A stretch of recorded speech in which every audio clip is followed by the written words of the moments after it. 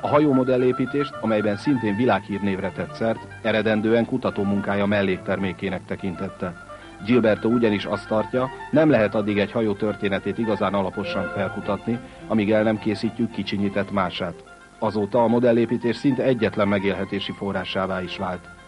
Azok a turisták, akik valamilyen véletlen folytán letérnek a megszokott bevásárló főútvonalakról, és eljutnak ebbe a kicsiny São Paulo negyedbeli modellüzletbe, garantáltan nem távoznak üres kézzel. Gilberto Penzo mára elkészítette az összes egykor létezett és ma használatos velencei vízijármű makettjét, beleértve a népszerű vízibuszét, a Vaporettóét, de még a gyűlölt vízitaxikét is, amelyek ma szintén részei a velencei városképnek. Ez a kis forkolám, evezővilla, pontosan olyan, mint az eredeti, csak 10 része annak.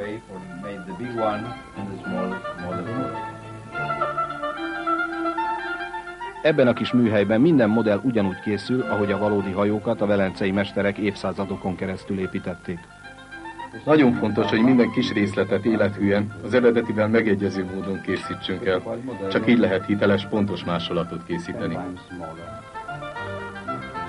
Arra is rájött hamar, hogy addig nem értheti meg igazán a középkori hajóépítőmesterek gondolatait, amíg el nem sajátítja a 14.-15. századi olasz köznyelv különleges venettói dialektusát.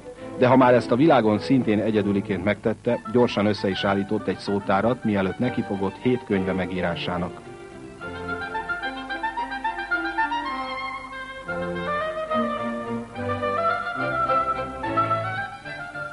Nem tudom, próbálkoztak-e már modellépítéssel. Én ezt az egyszerű velencei hajó makettet kaptam Gilbertótól, amit gondoltam, hogy 1 óra alatt a fiammal összerakok.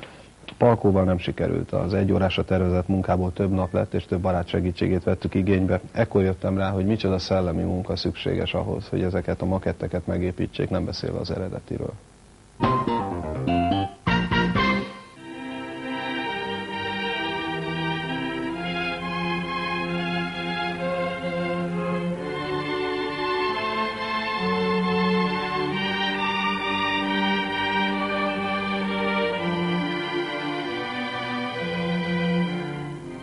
A velenceiek szerint utoljára a világhírű zeneszerző Stravinsky temetésén gyűlt össze annyi különleges hajó, mint ott jártunkkor.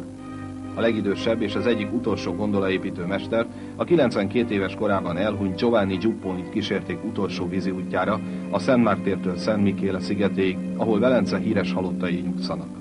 Giupponi mester utolsó kívánsága az volt, hogy mesterműve a 18 evezős Disdotónia szolgáljon ravatalául.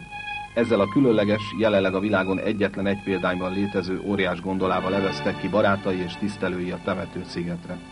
Giupponi mestert elkísérték a velencei evezős klubok hajósai, ismerősei és ismeretlen tisztelői.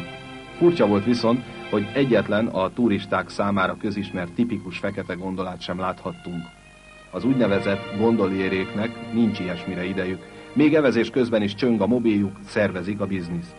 Ők egy ilyen turistabarát vasárnapon 50 percenként 100 eurós meneteiket teljesítik, a jól teljelő japán turisták kedvéért akár tangóharmonikáznak, szaxofonoznak, és különböző akrobata mutatványokra is hajlandóak. Többségük a jól végzett munka után átül egy vízitaxiba, kihajózik a Piazzale Rómára, és a 12 emeletes parkolóházban beül gondola fekete színű sportkocsijába, hogy elinduljon másik, Velencén kívüli privát élete felé. Furcsa módon mégis ők tekinthetők a velencei evezős hagyományok és a legendás mesterek öröksége őrzőinek.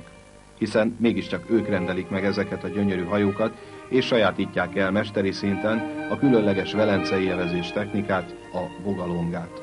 Sőt, közülük néhányan ugyanúgy utolsó generációs képviselői szakmájuknak, mint a most elhunyt Giupponi mester a hajóépítésnek.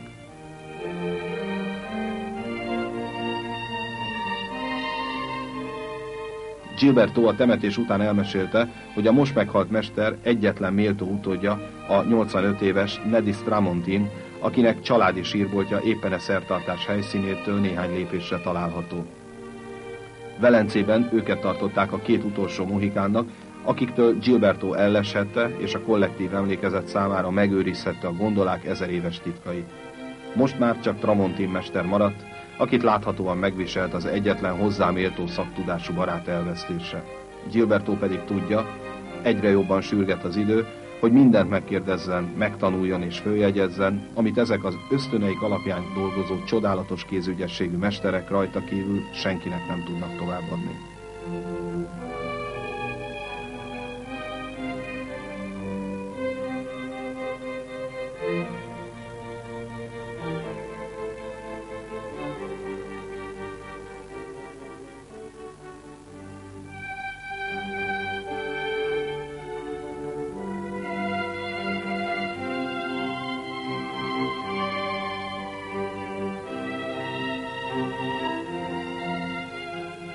A gondolaépítő műhelyt olaszul Squarónak nevezik, és már csak 2 van belőle Velencében. Tramontin mesteré alig 10 perces gyalogúttal is elérhető a turisták főhadiszállásától, a Szent Márk térről, mégis ritka, hogy egy-egy kíváncsi külföldi erre téved. Igazság szerint az itt dolgozók nincsenek is felkészülve a nagy nyilvánosság érdeklődésére. Jobban szeretik a csendet és a nyugalmat, ők nem váltak programba illeszthető látványossággá.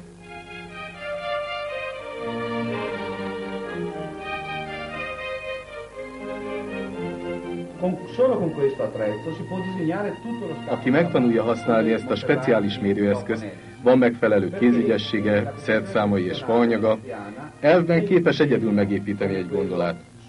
Ezek a kismértékegységek mutatják meg a hajó héjszerkezetének ívét, amit persze csak részben lehet előre kimérni. Kell hozzá a szemmérték, az intuíció, meg az a néhány évszázad, ami alatt az apák a fiaikat, a mesterek a tanítványaikat beavatták a gondolaépítés rejtelmeibe.